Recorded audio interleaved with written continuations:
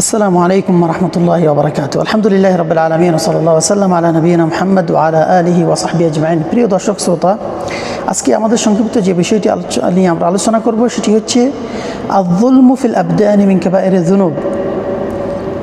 এর মর্মর্থ হচ্ছে নিজের শরীরে অত্যাচার করা, নিজের শরীরের উপর অত্যাচার করা কবিরা গুনাহের অন্তর্ভুক্ত। আন ইবনে আমর রাদিয়াল্লাহু আনহু مرفوعة ثلاثة لا يقبل الله منهم صلاة من أم قوما وهم له كارهون ورجل أتى الصلاة دبارا ورجل اعتبد محررا رواه أبو داود الطبراني।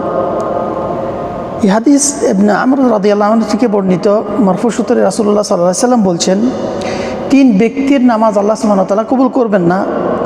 এক ব্যক্তি হলো যে ব্যক্তি ইমামতি করে অথচ মানুষ তাকে ঘৃণা করে। দ্বিতীয় ব্যক্তি ওই ব্যক্তি যে ব্যক্তি সময় পার করে দেয়, নামাজ আদায় করে না, সময়ের মধ্যে কাজা করে,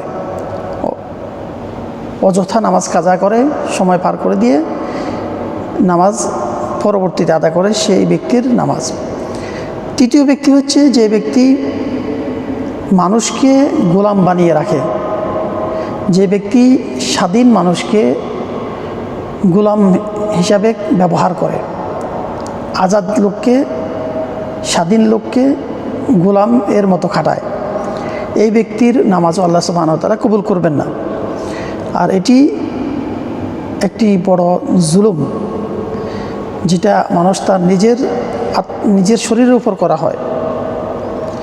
যেমন আপনার শরীরের উপর কেমন জুলুম হতে পারে, যেমন আত্মহত্যা করা, অথবা শরীরকে আঘাত করা, শরীরের কোনো অঙ্গ কেটে ফেলা, নিজের শরীরের উপর জখম করা, এটি কবিরা গুনাহ। এগুলো থেকে বিরত থাকতে হবে, কারণ আপনার শরীরটি আল্লাহর দান, এটি আপনার নিকটে আমানত, আপনাকে সেই আমানত রক্ষা করতে হবে।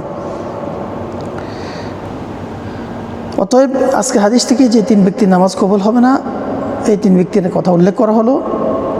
ইমাম যদি হন তাহলে আপনাকে মুসল্লিদের মহব্বত, ভালোবাসা অর্জন করা দরকার, অতীব জরুরি। যে ব্যক্তিরা আপনার পিছনে নামাজ পড়বে অতএব ওই ব্যক্তিদের ভক্তি আপনার প্রতি থাকতে হবে। আপনি যদি এমন জালিম হন, এমন চরিত্রের অধিকারী হন যার কারণে মুসল্লিরা আপনাকে ঘৃণা করবে, আপনি সেখানে ইমামতি করবেন, আপনার সেই নামাজ কবুল হবে না। আর নামাজ অযথায় অনর্থায় বিলম্ব করবেন না, সময় মতো নামাজ আদায় করতে হবে। ইন্নাস সালাতা কানাত আলাল মুমিনিনা কিতাবাম মাওকুতা।